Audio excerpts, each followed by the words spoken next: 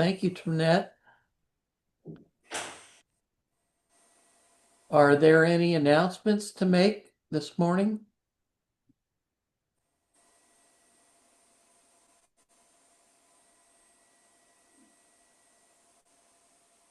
Monthly meeting on Wednesday.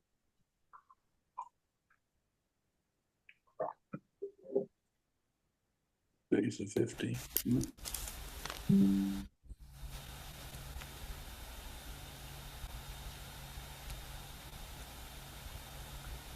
How about joys and concerns to share?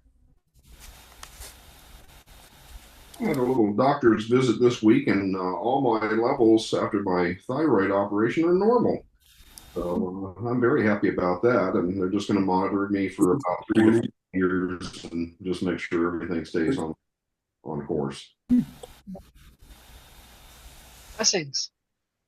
My wife had to remind me that Tuesday I got a clean bill of health from my cancer. Oh, wow. Last checkup. I wanted to give an update on my two granddaughters. There was one that had some lymph gland hardening, and they had called in an oncologist, and they found that it had shrunk and it's still there. It's not malignant, and they're talking about having it removed anyway, just so it won't be a nuisance. It's like a hardened lymph gland on her, what do you call it, the clavicle. And that's a pretty dangerous spot as far as usually indicates cancer, but it isn't. She's just turned 3. Oh, But she gets her tubes out sometime this summer, and they're seeing if that surgeon can also remove that lymph node on the clavicle. And then the 4-year-old granddaughter that's having so many issues, she just had surgery to have her tonsils and adenoids removed. So the family's been going through all that pain for a week. It's been about a week. And then she goes in for another surgery to have patches put on both eardrums where she has holes in her eardrums from so many infections. Tubes. She starts kindergarten in the fall. And my daughter, her mother, found out that they're going to make accommodations for her to have amplification in the classroom in all of her classrooms. So they're holding off on hearing aids to see if the patches improve the hearing loss. I feel like everything's a good report. We're happy with that. You know, Lynn sends out the newsletter from the Swannanoa Valley, and in that newsletter that came out this week, there was an announcement about one of their members who'd had some ill health, but he was going to observe his 85th birthday, and they were going to have a little party for him. There was a link to connect to that party, and I did that. I think it was yesterday. Anyway, I got to meet people from Swannanoa Valley in North Carolina, isn't it? Yes. And they told me that their church had been completely destroyed when Helene came through. And but it was just a very nice connection with them to be able to see faces to go with information that comes from them. Did they decide on a new location yet?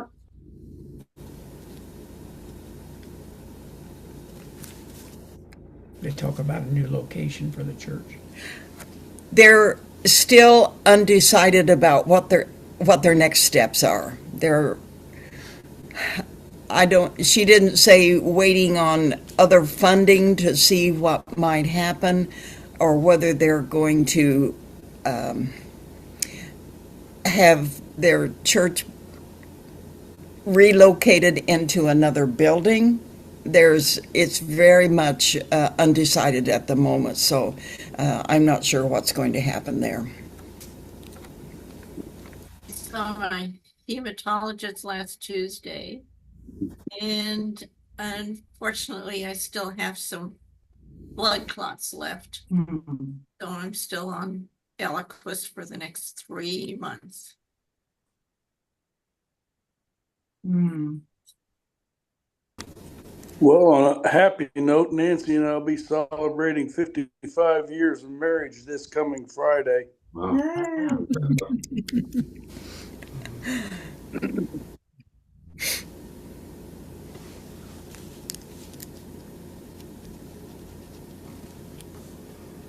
I'm glad the protest went well yesterday.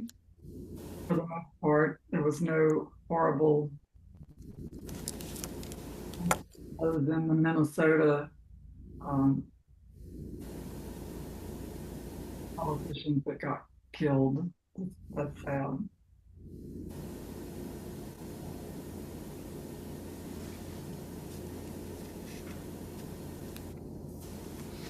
Well, there is much to lift to God in prayer and for us to remember in our hearts as we move through this week. Hold each other in tender care for health concerns and also in celebrations like Stan and Nancy's.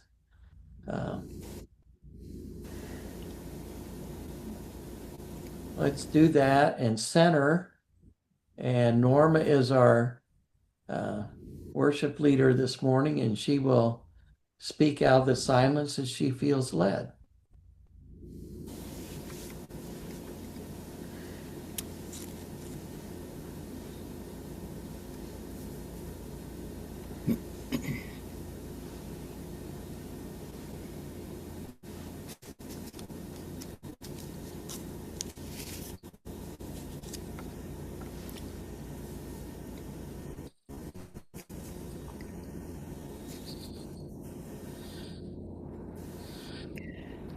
I had asked Twinette to open our worship today with the song Happy the Home When God Is There. And I want to read 3 of the verses. Happy the home when God is there, and love fills every breast. When one their wish and one their prayer, and one their heavenly rest. Happy the home where Jesus' name is sweet to every ear, where children early lisp his fame, and parents hold him dear. Lord, let us in our homes agree this blessed peace to gain. Unite our hearts in love to thee, and love to all will reign. So, happy Father's Day. The commercials encourage us to purchase that very special gift for our dads. In one of our biblical commandments, we are instructed to honor your father and mother. And I have some little quotes here that I want to read. A father is neither an anchor to hold us back, nor a sail to take us there, but a guiding light whose love shows us the way. A father is respected because he gives his children leadership, appreciated because he gives his children care, valued because he gives his children time, loved because he gives his children the one thing they treasure most, himself. And this one is called Strength of a Mountain.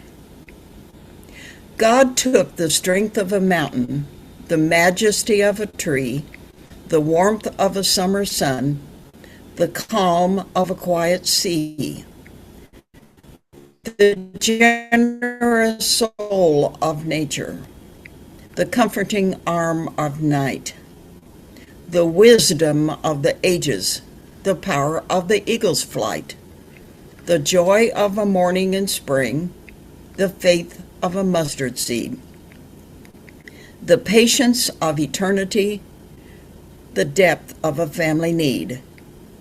Then God combined these qualities when there was nothing more to add. He knew his masterpiece was complete, and so he called it Dad.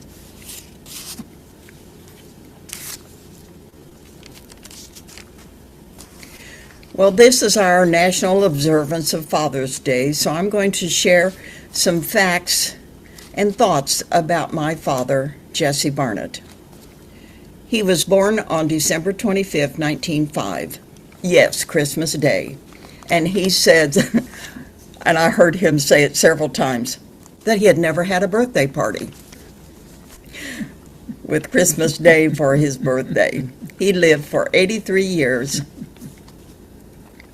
And this is a quote that I found from one of the newsletters from West Newton Friends meeting in 1989.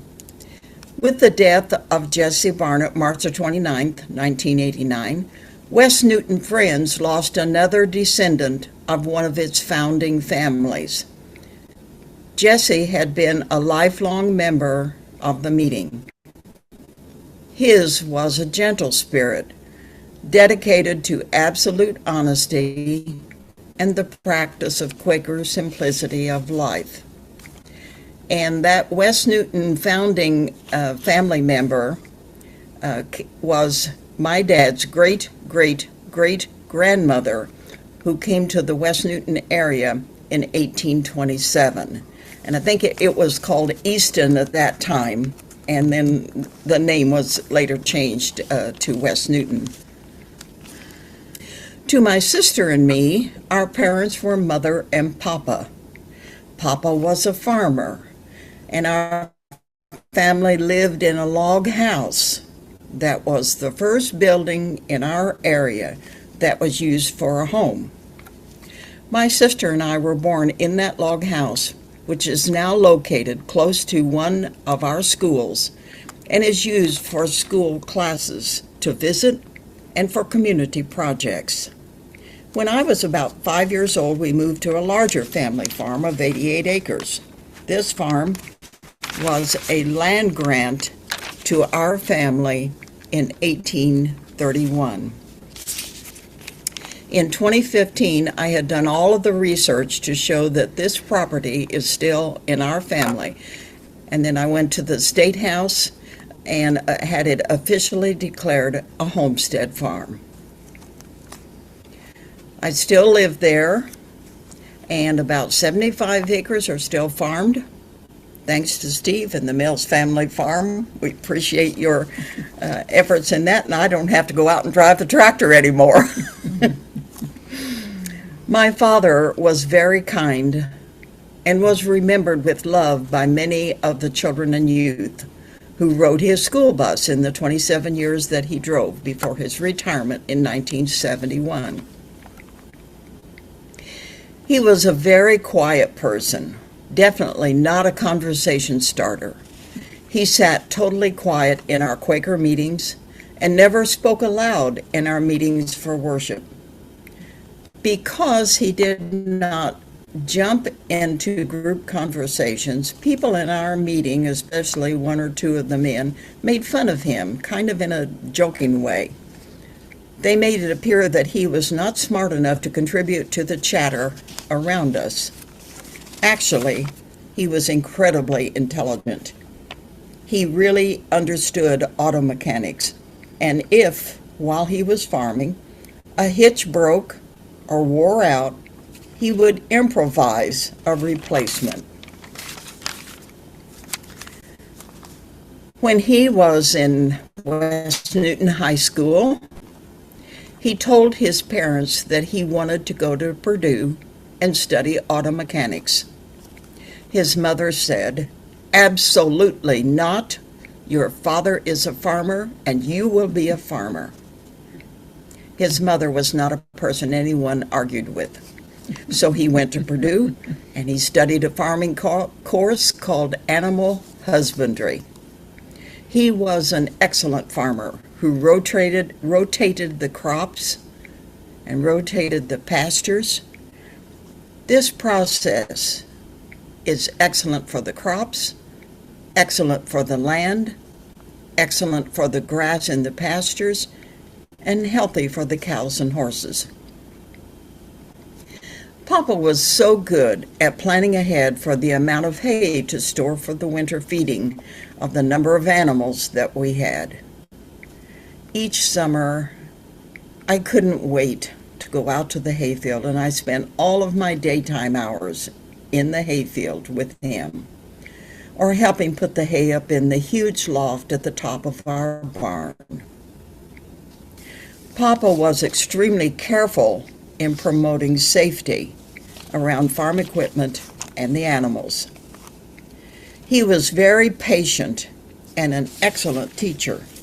For example, when I would drive the team of horses or the tractor with the baler and the hay wagon all hooked on behind each other, and we came to a closed gate, my dad would get off the wagon to open the gate.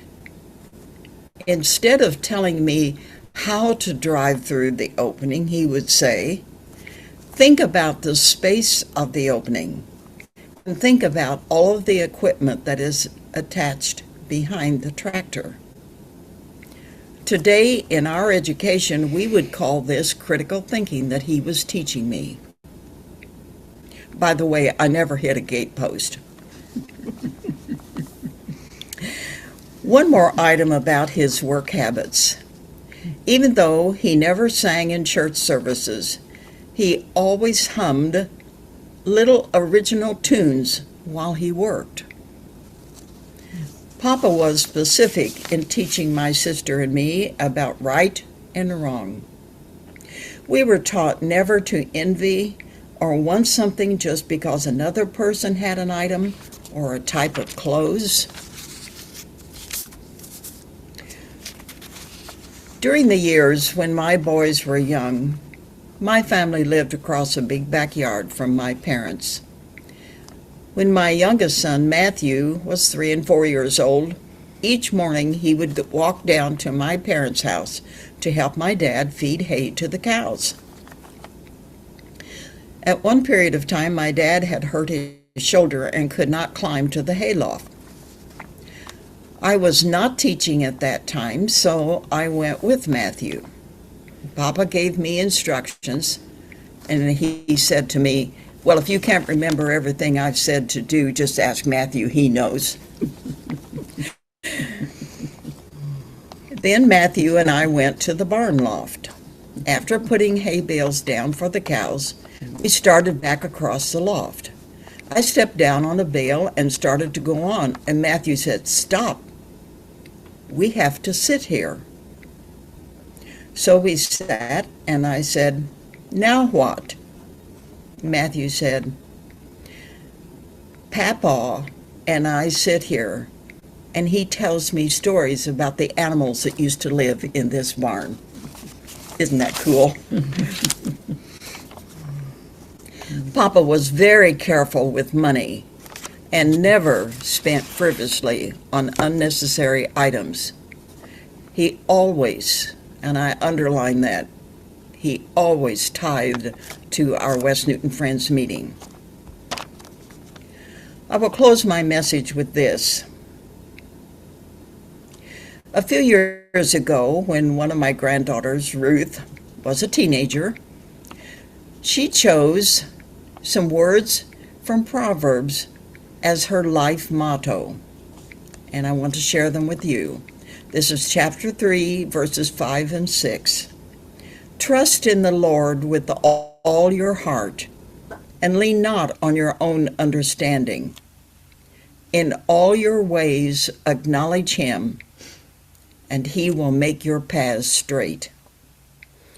My papa would certainly agree with Ruth in these verses from Proverbs.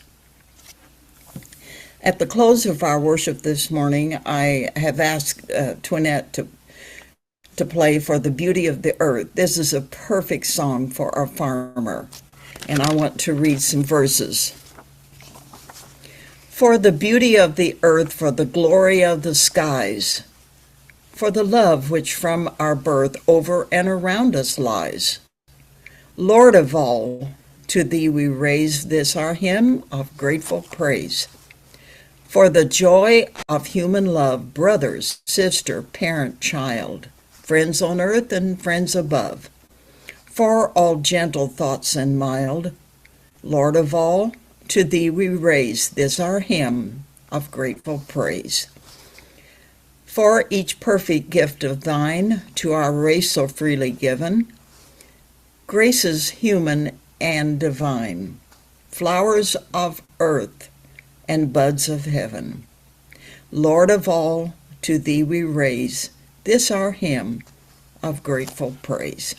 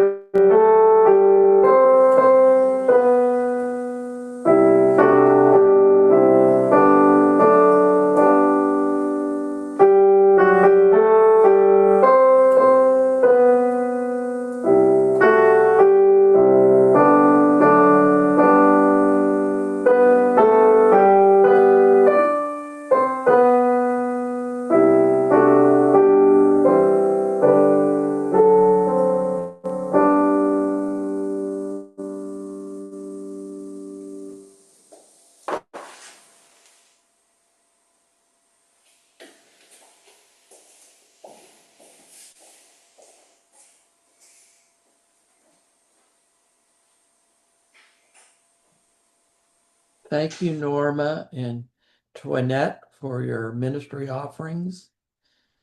We'll now continue with unprogrammed worship, and we bid Godspeed to those who need to leave for other obligations, and hope to see you next week.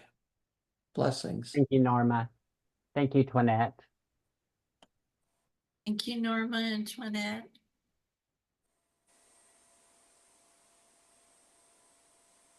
Thanks, Norma. Great tribute for Father's Day.